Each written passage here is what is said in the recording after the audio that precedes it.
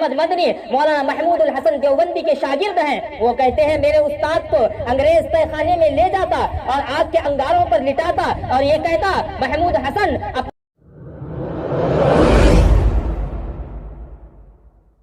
سلام اس آقا پر بتلا کو جس نے توڑ دیے، ہو لاکھوں سلام اس آقا پر بتلا کو جس نے توڑ دیے، دنیا کو دیا پیغام سکون، کہیں راہیں دی کہیں موڑ دیا۔ اس محسن عالم نے الیاس کیا کیا نہ دیا ہے عالم کو، اس محسن عالم نے الیاس کیا کیا نہ دیا ہے عالم کو، دستور دیا منشور دیا کہیں راہیں دی کہیں موڑ دیا۔ محترم حضرات، اساتین علم و فضل اور آئے ہوئے مہمان خصوصی اور عزیز طلبہ، ہم آج 15 اگست یعنی 76 یوم آزادی منا رہے ہیں۔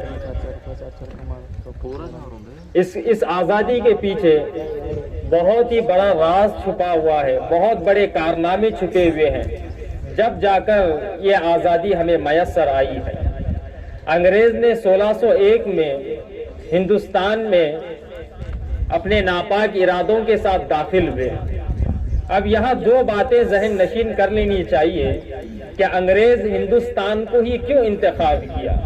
عام طور پر ہم ایک بات یہ سنتے ہی رہتے ہیں کہ ہمارا یہ ملک عزیز سونے کی چڑیا تھی، لیکن ایک اور اہم وجہ یہ بھی تھی کہ جب سلطان صلاح الدین ایوبی نے بیت المقدس کو عیسائیوں اور یہودیوں سے آزاد کرایا تھا تو یہ عیسائی اور یہودی اسی طاق میں لگے رہتے تھے کہ کسی نہ کسی طریقے سے اور کوئی نہ کوئی موقع ہمارے ہاتھ آ جائے کہ ہم مسلمانوں کی اینٹ سے اینٹ بجا دیں۔ اور ملک ہندوستان کے اندر مسلمانوں کی حکمرانی تھی اور مسلمان یہاں پر اقتدار پر تھے، تو انہوں نے ان دو وجوہات کی وجہ سے ہندوستان کو انتخاب کیا اور اسی ملک کو انتخاب کر کے 1601 میں ہندوستان میں داخل ہوئے۔ جب 1601 میں ہندوستان میں داخل ہوئے تو یہاں مسلمان تو پہلے سے حاکم تھے اور وہ اقتدار پر تھے۔ انگریز آہستہ آہستہ اپنے قدم جماتے ہوئے 1701 تک پورے ملک پر قبضہ جمایا، اور ایسا قبضہ جمایا کہ پورے ملک کے اندر کوئی مدرسہ اپنی اصل حیت پر باقی نہ تھا۔ دہلی میں ایک مدرسہ باقی تھا، اس پر بھی انگریز نے بولڈوزر چلا دیا۔ ایسا کرتے انگریز نے اپنا پورا تسلط اس ملک پر کر دیا۔ جب اس ملک پر انگریز کا تسلط ہو گیا تو یہاں کے باشندے اور یہاں کے حکمران، ظاہر سی بات ہے کہ ہم نے جنگ آزادی لڑی اور ہمارا اس میں بہت زیادہ اہم رول رہا ہے۔ اس کی وجہ کیا ہے؟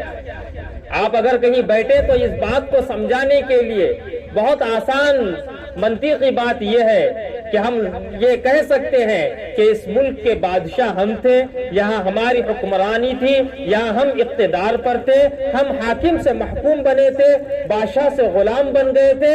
اور ظاہر ہے کہ جب بادشاہ کوئی غلام بن جاتا ہے، کوئی حاکم کسی کے غلامی میں آ جاتا ہے تو اس کو سب سے زیادہ تکلیف ہوتی ہے کہ ہم اقتدار پر تھے، ہمیں نیچے کر دیا گیا ہے۔ تو اسی دشمنی کی وجہ سے ہم حاکم سے محکوم بنے تھے۔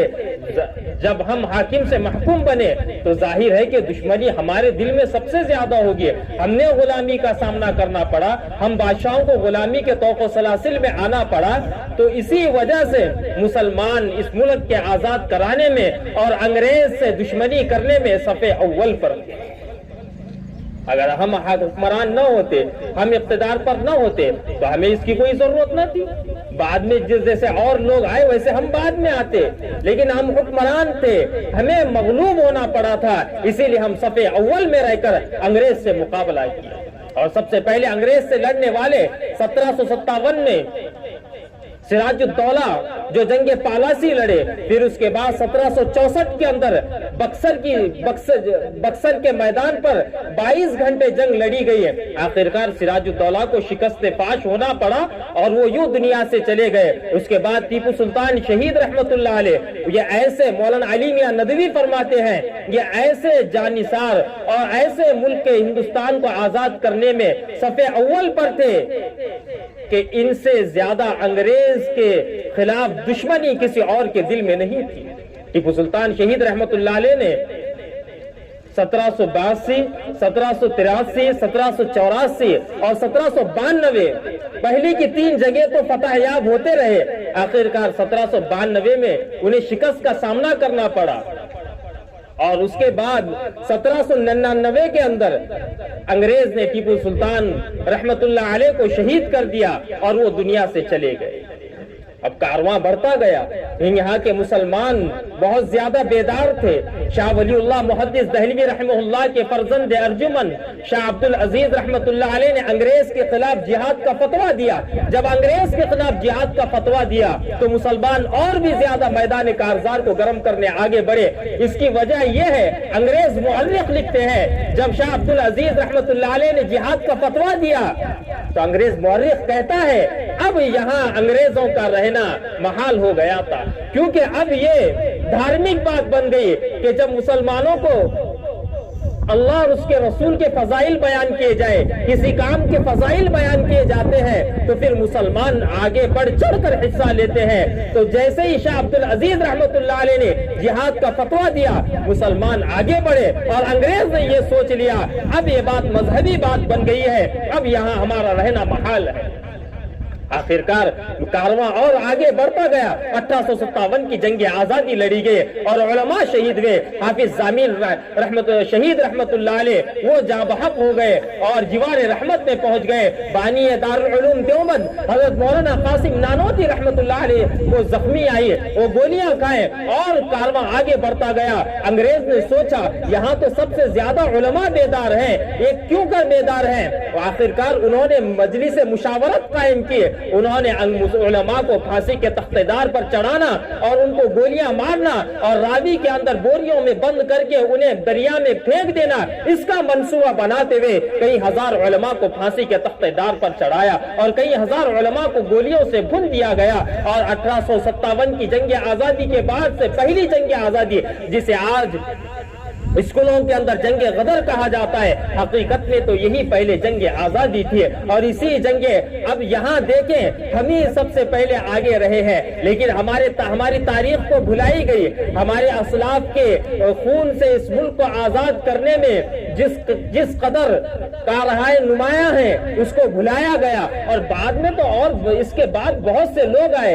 یہ ایسے ہو گیا کہ پوری پلیٹ ہم نے صاف کی، آخر میں 2-4 لقمے کھا کر یہ کہتے ہیں کہ اس ملک کو آزاد ہم نے کرایا، اس ملک کو آزاد ہم نے کرایا۔ یہ ایسے ہی ہے، یہ خیالست و محالست و جنون، یہ خام و خیال میں آنے والی باتیں نہیں ہے۔ تاریخ کیا ہندوستان کے مورخوں نے تاریخ لکھی تو ہے، لیکن وہاں پر ہمارے کردار کو انہوں نے فراموش کیا، ہمارے کردار کو بھلا دیا۔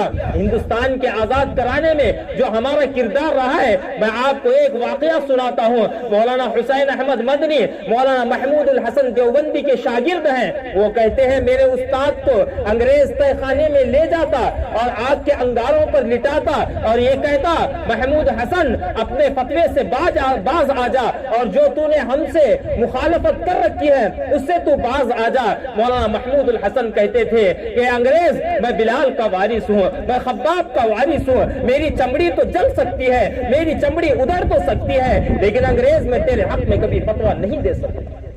کالا پانی کی کتاب آپ پڑھ لیں جو حضرت مولانا جعفر تھاسینی رحمت اللہ علیہ نے لکھی ہے، وہ فرماتے ہیں کہ انگریز جب ہمیں انڈمان جیل لے جا رہے تھے تو ہم 3 لوگوں کے لیے چھوٹے چھوٹے ڈبے بنائے تھے اور اس میں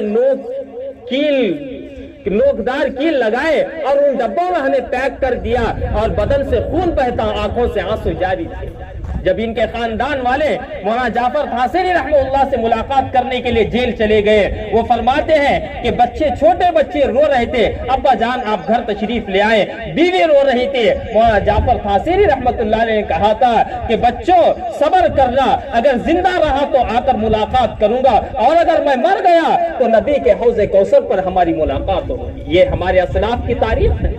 ہم نے اس ملک کو آزاد کرانے میں اپنا خون پسینہ بہایا ہے. ہمیں چاہیے کہ ہم اپنے اسلاف کی تاریخ کو پڑھیں. اپنے بڑوں کو بھی چاہیے, چھوٹوں کو بھی چاہیے, اور ہم اپنے ان بچوں کو جو دنیاوی عصری تعلیم کی طرف جاتے ہیں اور وہاں سے علم حاصل کرتے ہیں, اپنے گھروں کے اندر تاریخ کی کتابیں رکھیں اور انہیں پڑھ کر سنائیں کہ ہم نے کس قدر اس ملک کو آزاد کرنے میں اپنا خون بہایا ہے. یہ جملہ ہمیں میرے ذہن میں بارہا آتا ہے. اس ملک کو آزاد کرانے میں جتنا ہم نے خون بہایا ہے, اوروں نے تو اتنا اپنا پسینہ بھی نہیں بہایا ہے, اوروں نے تو اتنا پسینہ بھی نہیں بہایا ہے. ہم نے اپنا خون اتنا بہایا ہے. لہذا ہمیں آج کے ملک کے حالات کو دیکھتے ہوئے احساس کمتری کا شکار ہونا نہیں ہے, احساس کمتری کا شکار ہونا نہیں ہے. حکمران آتے ہیں اور چلے جاتے ہیں, لیکن تاریخیں باقی رہتی ہے. جوان مردوں کی تاریخیں لکھی جاتی ہے. لہذا ہم اپنے اسلاف کی تاریخ کو پڑھتے ہوئے مولانا علی میاں ندوی کا وہ بہترین جملہ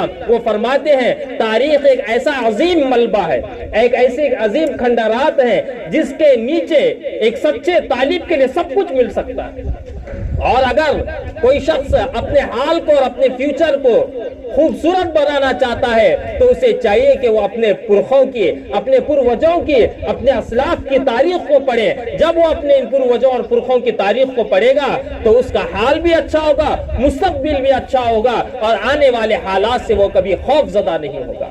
لہذا اللہ تبارک و تعالیٰ سے دعا ہے, اللہ تعالیٰ ہمارے اس ملک کو اسی طرح سرسبز و شاداب رکھ کے اور ظالموں کے ظلم سے یہاں کے رہواشیوں کی حفاظت فرمائے. یہاں سب کو ایک ساتھ ایک نظر سے دیکھا جائے جس بنیاد پر, جس بیس پر اس ملک کا قانون نافذ کیا گیا تھا. وما علینا الا البلاغ.